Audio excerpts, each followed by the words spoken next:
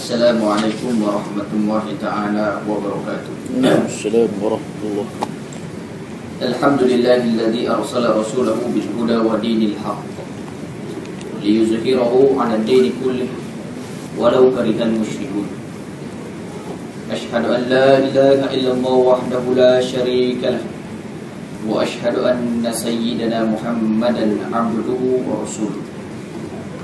Allahumma salli wa sallim wa barik ala sayyidina Muhammad wa ala alihi wa sahbihi wa man tabi'ahum bi ihsanin ila yaumiddin. Subhanaka la ilma lana illa ma 'allamtana innaka antal alimul hakim. Qala rabbi shrah li sadri wa yassir li amri wahlul 'uqdatam min lisani yafqahu qawli. Rabbi yassir wa la tu'assir, rabbi tammim bi khair. Rabbana fa'na bima 'allamtana, Rabbi zidna 'ilman nafi'a warzuqna fahman wasi'a bi rahmatika ya arhamar rahimin. Allahumma amin. Amma ba'd. Pertama-tama marilah sama-sama kita merafakkan kesyukuran kepada Allah Subhanahu wa taala karena alhamdulillah pada tengah hari ini dapat kita sambung perbahasan kitab yang berjudul Al-Iman wal Hayah, iman dan juga kehidupan.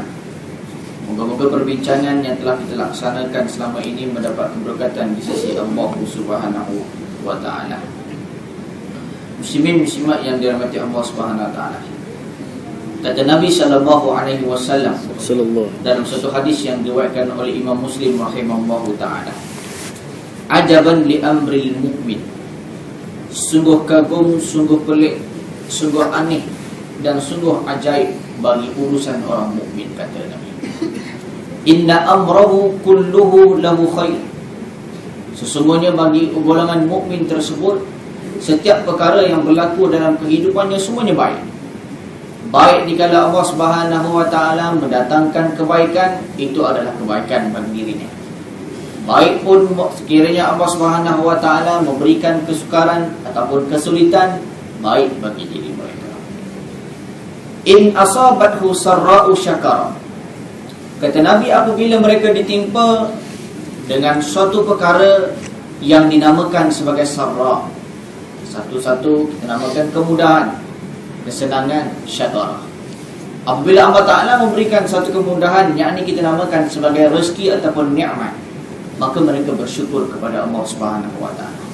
Fakana khairan lahum, kata Nabi sallallahu alaihi wasallam, itu adalah merupakan suatu kebaikan bagi diri mereka.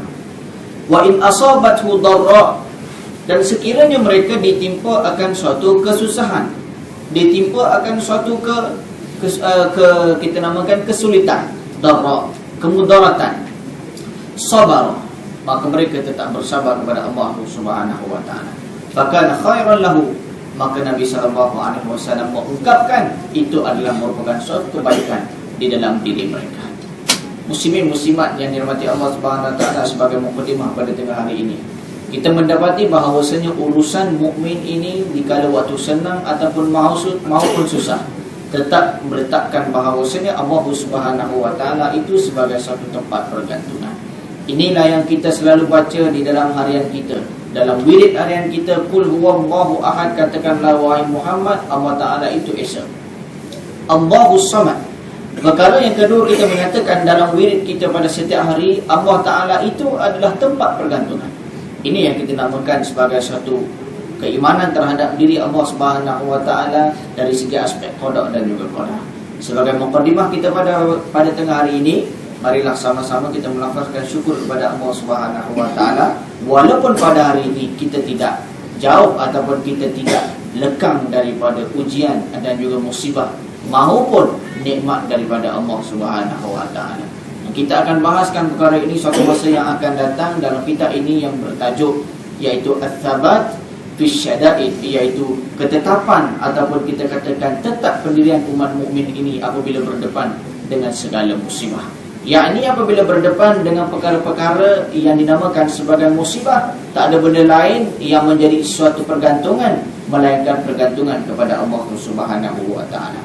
Muslimin muslimat yang dirahmati Allah Subhanahu wa taala, kita akan sambung perbahasan masih di dalam tajuk besar kita, iaitu Makanatul Insan, kedudukan insan dan juga kaitannya dan juga kemuliaannya yang mana Allah Ta'ala telah letakkan di sisi makhluk dan juga seluruh alam mengenai kemuliaan manusia, kemuliaan manusia tersebut.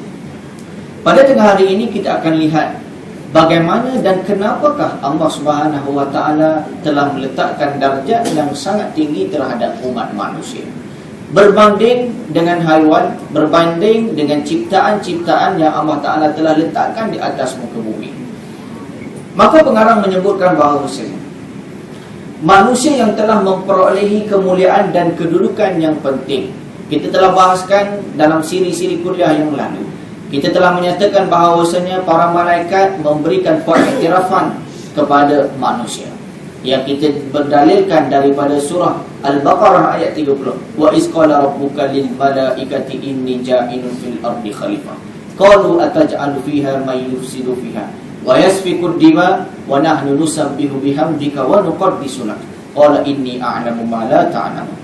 Tatkala mana, ingatlah ketika mana para malaikat mempersoalkan kenapa manusia ini dijadikan sebagai seorang khalifah, tidakkan kami ataupun tidakkah kami, sedangkan manusia ini adalah mereka-mereka yang melakukan kerosakan, wa yasfikud dima, yang melakukan pembunuhan, yang melakukan kerosakan di atas muka bumi, sedangkan kami sendiri yang sentiasa bertasbih memuji kepadamu wahai Allah Subhanahu wa Ta'ala.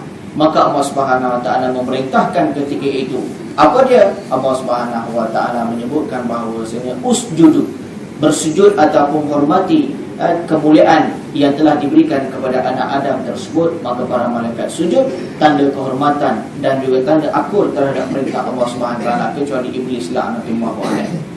Maka itu menunjukkan bahawasanya Allah Subhanahu wa Ta'ala meletakkan manusia di kedudukan yang tinggi. Ini jelas yang kita telah bahaskan pada siri-siri yang lalu.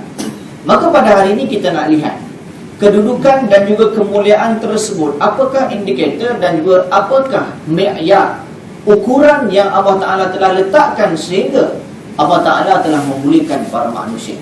Sehingga dinyatakan di dalam surah Al-Isra, Allah Ta'ala kata, walaqad karramna bani Adam, kata Allah Subhanahu wa Ta'ala. Maka sesungguhnya telah kami muliakan anak-anak Adam tersebut, wa hamalnahum fil barri wal bahr, dan kami telah mengandungi ataupun telah memperjalankan mereka, telah duduk ataupun hidupkan mereka di atas laut dan juga daratan. Wa razaqnahum minat thayyibat, kata Allah Ta'ala, dan kami telah memberikan rezeki kepada mereka di kalangan rezeki yang baik-baik. Wa faddalnahum ala katsirin mimman khalaqna tafdila. Kemudian Allah Ta'ala kata, kami telah memuliakan mereka, yakni manusia, terhadap di kalangan makhluk-makhluk yang lain yang telah kami ciptakan, yakni Allah Ta'ala ciptakan dengan satu kemuliaan yang sangat hebat. Surah Al-Isra ayat yang ke-70. Maka indikator yang kita akan bahaskan pada tengah hari ini, iaitu indikator keizzahan ataupun kemuliaan mereka itu berdasarkan kepada keimanan kepada Allah Subhanahu wa Ta'ala. Sebab itu Allah Subhanahu wa Ta'ala sebut, inna akramakum 'indallahi atqakum. Kata Allah Subhanahu wa Ta'ala, sesungguhnya yang paling mulia di sisi ataupun sesungguhnya yang paling mulia di kalangan kamu itu adalah yang paling bertakwa kepada Allah Subhanahu wa Ta'ala. Maka Allah Ta'ala tidak menilai dari segi para surga. Allah Ta'ala tidak menilai dari segi perwatakan. Allah Subhanahu wa Ta'ala tidak nilai dari segi pakaian dan juga kemewahan yang ada kepada manusia. Mafhum dalam hadis yang Nabi sebut bahawasanya sesungguhnya Allah Subhanahu wa Ta'ala tidak akan melihat seseorang tersebut dari segi aspek suaraku, dari segi aspek rupawan dia macam mana, dari segi aspek kekayaan, dari segi aspek bagaimana nasab dia. Yang Allah Ta'ala akan lihat ialah bagaimana kedudukan iman dan juga amalnya di sisi Allah Subhanahu wa Ta'ala. Benda inilah yang menjadikan kemuliaan manusia, iaitu indikator yang perlu kita lihat pada hari ini. Kita tidak akan mulia di sisi Allah Ta'ala, melainkan kemuliaan kita akan dinilai oleh Allah Subhanahu wa Ta'ala berdasarkan daripada keimanan kepada Allah Subhanahu wa Ta'ala. Kemuliaan sebagai seorang manusia akan bertambah dengan kemuliaan seseorang yang memiliki iman. Kerana seseorang termasuk dalam golongan umat beriman, maka dia akan mendapat tambahan kemuliaan sebagai seorang yang beriman di sisi Allah SWT. Setelah mana Allah Ta'ala meletakkan level dan juga tahap manusia ini mulia di sisi makhluk, tetapi Allah Ta'ala letakkan prasyarat kamu akan dimuliakan sekiranya kamu beriman kepada Allah Subhanahu wa taala. Sebab itu tuan-tuan boleh buka dalam hadis, kenapa Allah Subhanahu wa taala memberikan satu jaminan, memberikan suatu pengiktirafan kepada penuntut ilmu. Dalam satu hadis yang panjang ketika mana Nabi SAW meriwayatkan hadis ini, para malaikat diperintahkan oleh Allah Subhanahu wa taala untuk turun ke bumi, melihat siapakah di kalangan manusia yang sedang menuntut ilmu di rumah-rumah Allah Subhanahu wa taala. Hadis ini hadis yang sahih, tetapi hadis yang sangat panjang. Lalu para malaikat pun menyatakan ketika mana menghantar laporan kepada Allah Subhanahu wa taala. Maka para malaikat ketika itu berkata, hamba-hambamu yang duduk dalam majlis ilmu, mereka sedang menuntut satu ilmu, iaitu membesarkan Allah Subhanahu wa taala. Lebih kurang cerita macam itu. Lalu Allah Subhanahu wa taala menyatakan kepada malaikat, apakah yang dipohon oleh penuntut-penuntut ilmu tersebut di dalam rumah-rumah Allah Subhanahu wa taala? Maka malaikat pun menjawab, mereka menuntut kepadamu wahai Allah Subhanahu wa taala untuk mendapat keredaan masuk syurga-Mu wahai Allah taala.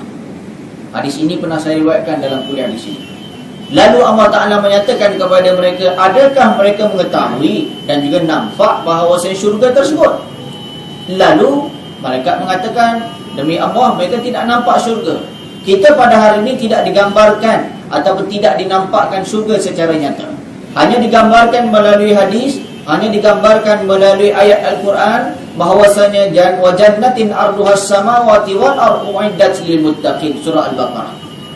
Allah Ta'ala menghamparkan syurga ini luasnya di antara langit dan juga bumi, yang disediakan oleh untuk orang golongan-golongan yang bertakwa kepada Allah Subhanahu wa taala. Maka Allah Ta'ala bersoal, adakah mereka nampak syurga? Kalau mereka tak nampak, maksudnya persoalan Allah Ta'ala itu, macam mana mereka boleh mengharapkan sesuatu benda yang tak nampak? Ini dinamakan sebagai keimanan terhadap perkara-perkara yang ghaib. Kita beriman terhadap dosa dan juga pahala bahawa benda itu wujud, Allah Ta'ala akan balas. Lalu Allah Ta'ala persoalkan sebegitu supaya Allah Ta'ala nak lihat bagaimanakah kekuatan keimanan manusia pada ini. Lalu malaikat menyatakan, mereka tak nampak. Akan menjawab lagi, sekiranya mereka nampak, maka akan bertambahlah keimanan mereka terhadap Allah Subhanahu wa taala. Kita bagi analogi mudah lah tuan-tuan pada hari ini. Kalau analogi ni dibuat pada bulan puasa, tuan-tuan meleleh. Bayangkan pada hari ini kita sedang berpuasa. Kebetulan mungkin ada yang puasa sunat hari Khamis pada hari ini. Contohnya, kita digambarkan bahawasanya makanan yang paling sedap di dalam dunia, contoh kita katakan ayam golek. Contoh. Maka gambaran tersebut dia boleh melelehkan air liur seseorang. Sebab dia dah terbayang ayam golek, adakah Kenny Rogers punya ataupun ayam golek tak kisahlah apa-apa syarikat sekalipun yang tidak ada masuk dalam hal kita pada hari ini. Yang penting makanan yang sedap. Gambaran tersebut hanya kita ceritakan dahulu. Tetapi kenapa kita kata sedap tu, sedap. Sama juga pada hari ini tuan-tuan tengok dalam iklan dalam TV. Nampak iklan dia sangat hebat, tapi bila tuan-tuan makan kenapa tak sedap? Sebab berjayanya iklan tersebut untuk mempengaruhi seorang pembeli untuk membeli. Maka pada hari ini Allah Ta'ala menjual kepada kita pahala yang sangat hebat. Hal adullukum ala tijaratin tunjikum min azabin alim, tu'minuna billahi wa rasulihi wa tujahiduna fi sabilillah bi amwalikum wa anfusikum zalikum khairul lakum in kuntum ta'lamun. Kata Allah Ta'ala dalam surah As-Saff. Allah Ta'ala kata, aku jual kepada kamu satu perniagaan yang sangat hebat yang akan menyelamatkan kamu daripada azab api neraka. Apa dia kata Allah Ta'ala? Aku berikan kepada kamu, kalau kamu beriman kepada Allah Ta'ala, beriman kepada Rasul, dan kamu berjihad di jalan Allah Subhanahu wa Ta'ala dengan diri kamu, dengan harta kamu, maka itu adalah merupakan satu perniagaan di sisi Allah Subhanahu wa Ta'ala. Maka tawaran yang Allah Ta'ala berikan itu adalah satu pengiklanan. Pengiklanan yang tak nampak dengan mata kasar. Tetapi kenapa kita beriman? Sebab kita meyakini bahawasanya perkara tersebut akan kita dapat. Samalah juga kita dah membayangkan bahawa ayam tersebut memang sedap. Bila dah depan mata, kita akan nampak lagi sedap, dan bila makan lagi sedap. Samalah juga bagaimana Allah Ta'ala persoalkan kepada mereka. Macam mana mereka boleh beriman dengan syurga Allah Ta'ala? Macam mana mereka boleh mengharapkan keredaan untuk masuk syurga, sedangkan mereka tak nampak, kata Allah Ta'ala. Kata para malaikat, kalau mereka nampak, akan bertambah keimanan terhadapmu wahai Allah SWT. Kalau kita nampak ayam depan mata, makin meleleh dah air liur kita kalau kita tak tahan. Itu kita buat analogi yang bersifat keduniaan pada hari ini, supaya kita nampak bahawa bagaimana tawaran Allah Ta'ala ini sangat hebat berbanding tawaran-tawaran yang ada di atas muka bumi. Lalu para malaikat pun menyatakan perkara tersebut. Lalu ditanya kepada para malaikat lagi, apakah yang diminta oleh hamba-hambaku untuk dijauhkan dalam dirinya? Maka malaikat menjawab, mereka minta untuk dijauhkan daripada azab api neraka-Mu, wahai Allah Ta'ala. Kata Allah Subhanahu Wa Ta'ala, adakah mereka nampak dan juga tahu ataupun dapat merasakan bahawasanya pedih azab api neraka tersebut, sedangkan tak nampak lagi api neraka? Lalu malaikat pun berkata bahawasanya sekiranya mereka memang tidak nampak, tetapi sekiranya mereka nampak, semakin jauh untuk mereka minta disimpang, semakin berharap mereka kepada-Mu, wahai Allah SWT, supaya dijauhkan. Maka Allah SWT mengisytiharkan, di mana-mana ataupun mana-mana lagi hamba-Ku yang tidak mendapat keampunan, sekiranya dia meminta ampun, maka Aku akan ampunkan. Mana-mana hamba-Ku yang sedang memohon sesuatu pengharapan, sekiranya Aku tidak memberikan lagi, maka Aku akan berikan pengharapan tersebut. Dan itu adalah suatu gambaran terhadap ciri-ciri orang yang menuntut ilmu dalam masa yang sama beriman kepada Allah Subhanahu Wa Ta'ala. Maka di sini kita lihat pengiktirafan yang Allah Ta'ala berikan dalam hadis yang panjang ini adalah kerana mereka beriman kepada Allah Subhanahu Wa Ta'ala. Tak ada benda lain. Kita mengaji tinggi mana sekalipun, kita menjadi seorang usahawan yang hebat sekali mana pun, kita menjadi seorang akademik yang sangat hebat sekalipun, tetapi dasar keimanan tidak ada dalam diri kita, maka tidak menjadi satu apa-apa di sisi Allah Subhanahu Wa Ta'ala. Kata Allah Subhanahu Wa Ta'ala di dalam surah Ali Imran ayat yang 110, kuntum khaira ummatin ukhrijat linnas ta'muruna bil ma'ruf wa tanhauna 'anil munkar wa tu'minuna billah. Kata Allah Ta'ala, kamu ini adalah merupakan, yakni kamu yang disebutkan di sini adalah kamu, yakni orang-orang yang beriman adalah sebaik-baik umat yang mana dilahirkan, yang dikeluarkan untuk memberikan kebaikan kepada manusia. Yang tugas kamu ta'muruna bil ma'ruf, menyuruh kepada perkara-perkara yang baik, melarang perkara-perkara yang mungkar. Dalam masa yang sama kamu mesti beriman kepada Allah Subhanahu Wa Ta'ala. Maka pengiktirafan daripada Allah Subhanahu Wa Ta'ala ialah apa? Supaya kamu beriman kepada Allah Subhanahu Wa Ta'ala, barulah kamu boleh jadi khaira ummah. Satu hadis yang panjang yang diriwayatkan oleh Abi Umamah Al-Bahili, yang diriwayatkan oleh Sunan Ad-Darimi dan juga beberapa riwayat yang lain. Walaupun riwayat ini adalah riwayat yang lemah, tetapi ulama sepakat menyatakan maksud hadis ini adalah maksud yang betul. Kata Nabi dinyatakan dalam hadis tersebut, kaifa antum iza taghat nisa'ukum wa fasada syababukum wa taraktum jihadukum.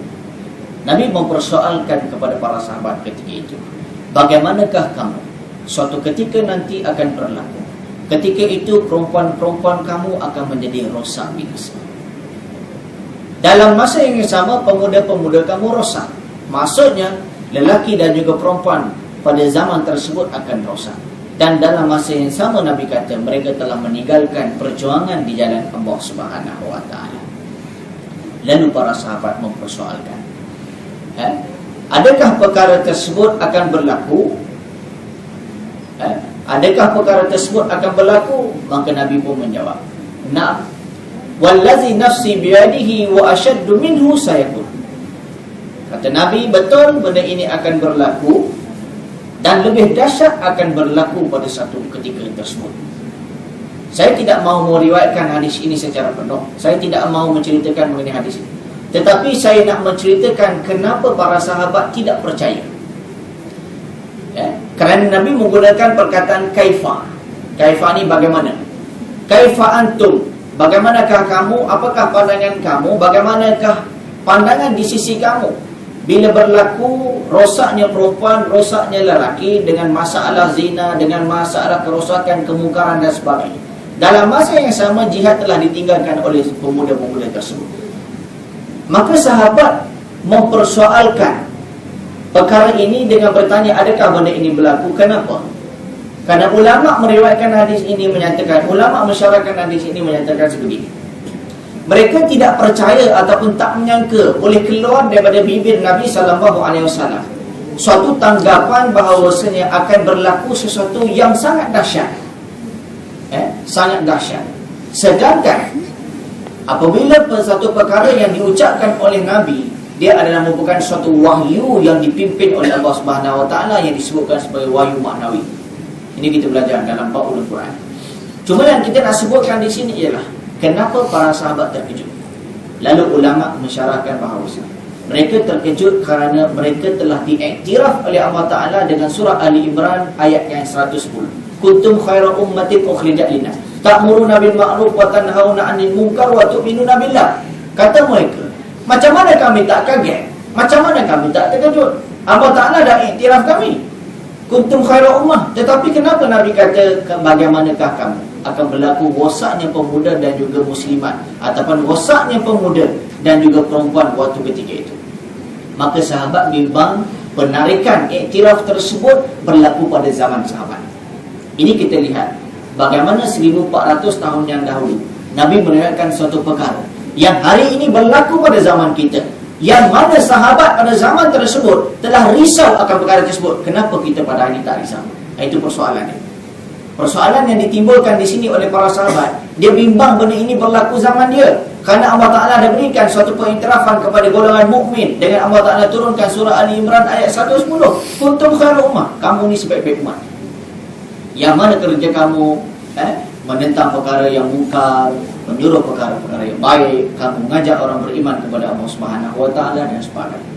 Maka kehairanan dan juga keprihatinan para sahabat tersebut kerana mereka bimbang benda itu berlaku pada zaman yang mana mereka sedang lalui. Tetapi kebimbangan tersebut tidak berlaku pada zaman Nabi, tidak berlaku pada zaman sahabat, tidak berlaku zaman tabi'in, tetapi berlaku pada akhir zaman yang dinamakan sebagai zaman fitnah. Maka akhir sekali hadis ini menyatakan yasiru al-halimu hayrana. Maka jadilah orang-orang baik pada zaman tersebut adalah orang-orang yang dalam keadaan kehairanan. Mari masjid, mari surau, umur 27, 30, orang kata ni 3 kali Jumaat jalan. Sebab apa? Anak muda bukan tempat dia di masjid dan juga surau. Kenapa? Kerana sebab itu Nabi sebut dalam hadis ni yasiru al-halimu al-hayr. Yasiru al-halimu hayran. Orang yang baik ini akan nampak pelik. Orang yang buat jahat tak nampak pelik pada hari ini. Muslimin-muslimat yang dirahmati Allah Subhanahu Wa Ta'ala. Dalam ayat yang lain Allah Ta'ala menyatakan walillahil izzatu walirasulihi walil mu'minin. Kata Allah Ta'ala kemuliaan, yakni kekuasaan itu merupakan kepunyaan daripada Allah Subhanahu Wa Ta'ala dan kepunyaan bagi golongan Rasulnya, begitu juga kepada orang-orang mukmin.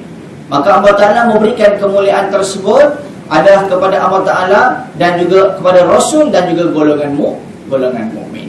Maka sebab itu indikator yang perlu kita lihat pada hari ini, bahawasanya kemuliaan yang Allah Ta'ala telah galaskan dalam atas bahu kita pada hari ini tidak ada benda yang lain melainkan keimanan terhadap diri, melainkan keimanan kepada Allah Subhanahu Wa Ta'ala. Sebab itu sebagai suatu muhasabah kepada diri kita, buanglah ego dan juga bongkak yang ada dalam diri kita pada hari ini, yang mana ini merupakan satu penyakit yang semua orang ada. Tak payah kita bimbang pada hari ini kita nak kejar PhD yang maksudnya filsuf doktor tersebut kita dah ada pada hari ini. Penyakit hasad dengki. Hasad dengki kita pada hari ini sangat tinggi. Sama ada kita ini hasad dengki sesama manusia, hasad dengki sesama keluarga dan sebagainya. Inilah yang menyebabkan bagaimana iblis ditendang daripada syurga Allah Subhanahu Wa Ta'ala. Inilah yang membawa masalah kepada iblis apabila engkar untuk memberikan sujud penghormatan kepada Nabi Adam AS. Maka benda-benda inilah yang menyebabkan pada hari ini kemuliaan manusia sebagai seorang manusia yang Allah Ta'ala telah iktiraf, telah menyebabkan kemuliaan tersebut telah dijadikan sebagai kemuliaan yang telah direndahkan. Seperti mana yang telah kita riwayatkan banyak kali bahawasanya keimanan tersebut yang akan memimpin, maka sekiranya tidak memimpin, maka Allah Ta'ala telah nyatakan dalam Al-Quran balhum adall. Ulaika kal an'am balhum adall, kata Allah Ta'ala. Mereka ini lebih sesat daripada binatang. Mereka ini bagaikan binatang, kata Allah Subhanahu Wa Ta'ala, bahkan sesat daripada binatang. Sebab apa? Binatang tak ada akal, yang tidak menerima wahyu, yang tidak pernah mengetahui mengenai risalah kerana mereka tidak berakal.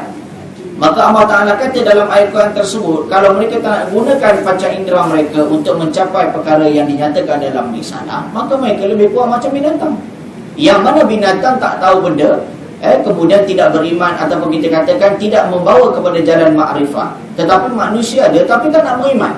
Sumpah tak payah bagi akal, kata Allah Ta'ala. Maka kamu ni macam binatang lah, kata Allah Ta'ala. Bahkan kata Allah Ta'ala balhum adall. Maka mereka ini lebih sesat daripada binatang. Maka indikator yang Allah Ta'ala nyatakan di sini ialah sebab apa? disebabkan mereka tidak menggunakan keimanan kepada Allah Subhanahu wa taala. Perkara yang seterusnya, perasaan harga diri tumbuh dan bertambah kuat di dalam jiwa orang yang beriman. Orang yang beriman, dia ada harga diri, dia ada marwah. Seperti mana Allah Ta'ala nyatakan dalam surah Al-Ma'idah, "Wa man yartadid minkum an dinihi fasawfa yu'tillahu biqaumin yuhibbuhum wa yuhibbuna azillatin 'alal mu'minin a'izzatin 'alal kafirin." Ila akhir ayat. Allah Ta'ala kata, barang siapa yang berpaling daripada agama Allah Ta'ala akan gantikan satu kaum yang akan memperjuangkan agama Allah SWT. Ya, ini orang yang beriman juga, yang tidak tahu daripada bangsa yang mana dan sebagainya. Tetapi Allah Ta'ala nyatakan ciri-ciri. Mereka ini mengasihi aku dan juga aku mengasihi mereka. Ciri yang pertama. Ciri yang kedua, Allah Ta'ala kata, azillatin 'alal mu'minin, mereka merasa rendah diri sesama mukmin, a'izzatin 'alal kafirin. Ada marwah, ada kemuliaan ketika mana bersama dengan golongan-golongan kafir. Maka di sini marwah diri ini adalah merupakan suatu perkara yang terhasil daripada keimanan terhadap diri Allah Subhanahu wa taala. Sebab itu Nabi SAW meriwayatkan dalam satu hadis yang tuan-tuan boleh baca dan juga tuan-tuan sudah belajar mungkin. Dalam hadis 40, apa kata Nabi? Idza lam tastahi fasna ma syi'ta. Kalau kamu dah tak rasa malu, kalau dah tak ada maruah harga diri, buatlah apa yang kamu rasa kamu nak buat. Ini satu peringatan daripada Nabi. Nabi nak beritahu bahawa al-haya'u minal iman. Malu tersebut adalah merupakan satu faktor daripada keimanan terhadap diri Allah Subhanahu wa taala. Bermaksud di sini maruah kita meletakkan diri kita suatu landasan yang kepada landasan terhadap beriman kepada Allah Subhanahu wa taala. Kalau tak ada keimanan pada hari ini, kita akan buat macam-macam. Sebab itu kita lihat pada ini, orang yang melakukan sesuatu perkara yang dinamakan sebagai maksiat iaitu dosa, mereka tidak akan ada perasaan malu ketika mana mereka melaksanakan maksiat tersebut. Sebab itu Nabi nyatakan dalam hadis, mafhumnya Nabi kata, tidak akan berzina seseorang yang hendak berzina ketika mana dia nak berzina, dia ada keimanan kepada Allah SWT. Dia nak berzina dah ni, kemudian ada keimanan di sisi Allah Ta'ala, maka dia tidak akan berzina. Begitu juga Nabi kata, seseorang yang nak mencuri, ketika mana dia nak mencuri, ada keimanan, maka dia tidak akan curi. Maka orang yang mencuri maupun yang berzina maupun melakukan sesuatu perkara tersebut, ketika mana dia buat perkara tersebut, iman tak ada waktu tersebut. Maka sebab itulah Nabi kata, iza lam tastahi fasna ma syi'ta. Kalau kamu dah tak ada rasa malu, tidak ada maruah harga diri, maka buatlah apa yang kamu nak buat. Maka ini dinamakan sebagai sifat al-afaf di dalam Al-Quran, iaitu memelihara harga diri kita supaya tidak diletakkan di tahap ataupun di tempat yang mana membawa kepada kehinaan di sisi agama maupun kehinaan di sisi Allah Subhanahu wa taala. Kerana mereka mengetahui dan meyakini adanya perlindungan dan juga pertolongan dan bantuan Tuhan kepada diri mereka. Mereka yakin bahawasanya apabila mereka mempunyai harga diri yang hasil daripada keimanan, maka perkara tersebut akan mendapat bimbingan daripada Allah Subhanahu wa taala. Tuan-tuan, kita boleh lihat kembali dalam sirah. Sebagai pengakhiran saya nak ceritakan bagaimana sirah berlakunya pemberontakan ataupun kita katakan suatu pengkhianatan yang dibuat oleh Bani Qainuqa terhadap perjanjian dalam piagam Madinah. Bani Qainuqa ini adalah merupakan satu kelompok di kalangan Yahudi yang duduk di dalam kota Madinah. Maka pada 15 Syawal, lebih kurang dalam 15 Syawal pada tahun 2 Hijrah, apakah yang berlaku? Pada tahun tersebut berlakulah, terlerailah perjanjian di antara Bani Qainuqa dengan Islam. Setelah mana Islam duduk di kota Madinah, memerintah sebagai negara Islam. Apa yang berlaku ketika itu?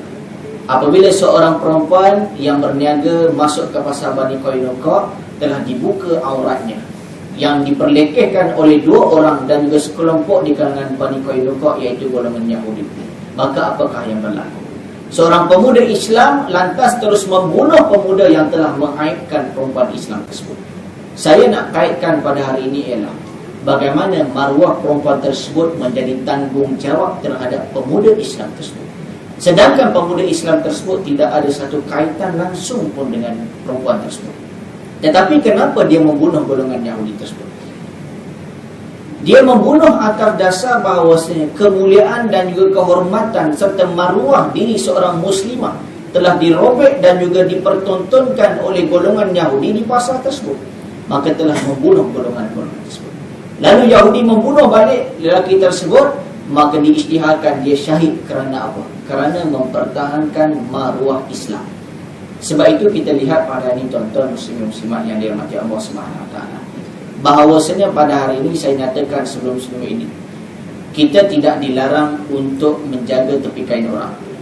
Maksud tidak dilarang menjaga tepi kain orang, maksudnya urusan hal ehwal orang Islam yang ada sekeliling kita adalah merupakan sebahagian daripada tanggungjawab kita. Saya ulang kembali, urusan muslimin, muslimat kita pada hari ini menjadi tanggungjawab kita bersama. Dia buat maksiat depan kita, tak apalah, jangan jaga tepi kain orang. Tak betul. Nabi kata dalam hadis bahawasanya man ra'a munkara falyughayyir bi yadihi fa in lam yastati' fa bi lisanihi fa in lam yastati' fa bi qalbihi wa zalika adhaful iman, kata Nabi. Kamu lihat, bila kamu lihat suatu kemungkaran, maka ubah dengan tangan kamu, dengan kuasa kamu. Tak mampu, gunakan lidah, gunakan nasihat, gunakan peringatan. Tak mampu, gunalah hati. Maksudnya kamu membenci maksiat tersebut di dalam hati kamu. Dan Nabi kata, kalaulah tiga-tiga tersebut, yang terakhir tersebut, Nabi kata wazalika adhaful iman, itu yang paling lemah secara iman kamu. Kalau tak ada tiga-tiga ni, maksudnya kamu tak ada keimanan. Nabi kata dalam hadis yang lain. Maka urusan muslimin ataupun urusan umat Islam adalah merupakan urusan yang melibatkan tanggungjawab kita sebagai seorang mukmin dan juga sebagai seorang muslim. Sebab itu saya katakan tadi, bahawasanya pada hari ini kita tidak dilarang, Islam tidak pernah larang untuk kita jaga tepi kain orang. Yang dimaksudkan jaga tepi kain orang ini, yang saya nak maksudkan ialah urusan manusia yang dinamakan sebagai muslim, dia terlibat dalam diri kita pada hari ini. Sebab Nabi dah sebut, kalau kamu lihat dia tak buat baik, kamu kena perintahkan perkara-perkara yang baik. Kalau kamu lihat dia buat perkara yang mungkar, kamu kena larang daripada buat perkara-perkara. Yang Islam larang ialah kamu buka ataupun selak kain orang. Maksudnya kamu dedahkan keaiban orang, melainkan tiga syarat yang disebutkan, bahawa kamu nak laporkan kepada kodi, kamu nak nyatakan sebagai seorang saksi, itu dibenarkan. Maksudnya kita nyatakan keaiban yang ada melalui jalan keadilan. Tetapi kamu dilarang untuk buka aib orang, selak kain orang, yang dimaksudkan kamu nak dedahkan keaiban orang, yang dimaksudkan dengan al-ghibah. Kamu hasut orang, kamu cerita bahawa si fulan dan sebagainya, yang dijadikan sebagai satu fitnah. Maka sebab itu muslimin muslimat yang dirahmati Allah Subhanahu wa taala, harga diri yang ada terhadap umat Islam, di kalangan umat Islam, di kalangan kita pada hari ini, harga diri tersebut memberikan tanggungjawab kepada kita pada hari ini untuk menjaganya sama sekali. Bukannya kita membiarkan mereka terus terombang-ambing dan juga terus hanyut dengan dunia kejahilan, yang menyebabkan di akhirat kelak Allah Subhanahu wa taala akan tetap mempersoalkan kepada diri kita.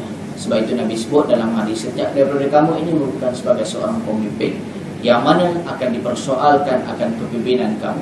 Maka dinyatakan dalam hadis, suami menjadi pemimpin kepada ahlinya, isteri menjadi pemimpin kepada anak-anaknya. Maka seorang pemimpin rakyat menjadi seorang yang akan dipertanggungjawabkan oleh rakyat-rakyat. Maka di sini nak beritahu bahawasanya Islam nak menyatakan bahawasanya keterikatan di antara golongan umat Islam satu sama lain memang ada keterikatan. Keterikatan mereka bukan atas dasar saudara mara baru nak tolong, saudara mara baru nak tegur, tetapi keterikatannya adalah atas dasar keimanan kepada Allah Subhanahu wa taala.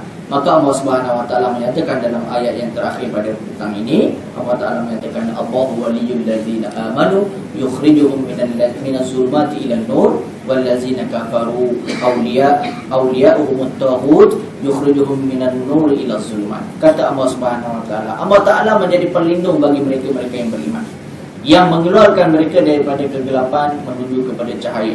Manakala orang-orang yang kufur kepada Allah Subhanahu wa taala, maka mereka ini akan dikeluarkan daripada cahaya kembali kepada perkara-perkara yang tahu.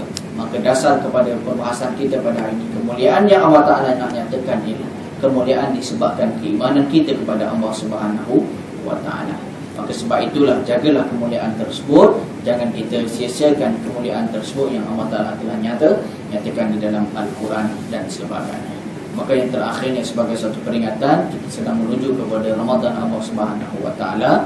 Marilah kita persiapkan diri kita, moga-moga Allah Taala memberikan kekuatan jasadiah dan juga kekuatan rohaniah supaya dalam dan juga luaran kita dapat beriman kepada Allah Subhanahu Wa Taala sepanjang dalam bulan Ramadan khususnya, seterusnya sehinggalah kita dipanggil oleh Allah Subhanahu Wa Taala. Yang mana ulama menyatakan wala takun abadan ramadaniyan walakin abadan rabbaniyan, kata ulama. Apa dia maksudnya? Maksudnya ulama kata sebab fenomena yang berlaku kepada umat Islam, bila mari Ramadan jadi hamba yang bertakwa, bila keluar daripada Ramadan, sebelum jadi Ramadan jadi hamba yang paling tak bertakwa. Maka ulama menyatakan jangan kita pada hari ini jadi hamba kepada Ramadan, tetapi jadilah kepada hamba si Tuhan. Jadilah hamba Tuhan yang Rabbani. Maksudnya 12 bulan yang ada dalam Islam, 12 bulan tersebut kita beriman kepada Allah Subhanahu Wa Taala. Okay, sekadar itu saja untuk pada tengah hari ini. Apa yang berlaku daripada Allah Subhanahu Wa Taala, yang buruk itu daripada kelemahan diri saya sendiri. Apa yang baik, moga-moga mendapat suatu pencerahan dan juga mendapat satu keilmuan dalam diri kita dan nilai tambah, dan sekiranya buruk dijadikan sebagai suatu sempadan. Aku liqauli hadza wa astaghfirullahalazim li wa lakum wa li sa'iril muslimin wal muslimat fastaghfiruhu innahu huwal ghafurur rahim. A'udzu billahi minasyaitonir rajim. Bismillahirrahmanirrahim. Alhamdulillahirabbil alamin wassalatu wassalamu ala asyrafil anbiya'i wal mursalin sayyidina Muhammad wa ala alihi wa sahbihi ajma'in. Allahumma ja'alna minal ladzina yastami'una al-qawla fayattabi'una ahsana. Allahumma arinal haqqa haqqan warzuqna ittiba'ah wa arina al-batila batilan warzuqna ijtinabah. Allahumma ansur ikhwanina al-mujahidin wal mustad'afin fi Palestin wa fi Misr wa fi Suria wa fi biladina hadza malidya min masyariqil ardi ila magharibiha. Rabbana atina fid dunya hasanah wa fil akhirati hasanah wa qina adzabannar. Sallallahu alaihi wasallam wa ala alihi wa sahbihi wa sallam. Alhamdulillahirabbil alamin. Kita tangguh dengan membaca tasbih kafarah dan surah Al-Asr. Subhanakallahumma wa bihamdika asyhadu an la ilaha illa anta astaghfiruka wa atubu ilaik. Bismillahirrahmanirrahim. Wal 'asri innal insana lafi khusr illa alladhina amanu wa 'amilus solihati wa tawassaw bil haqqi wa tawassaw bis sabr. Wa sallallahu ala sayyidina Muhammad wa ala alihi wa sahbihi wa baraka wa sallam. Alhamdulillahirabbil alamin. Assalamualaikum warahmatullahi taala wabarakatuh.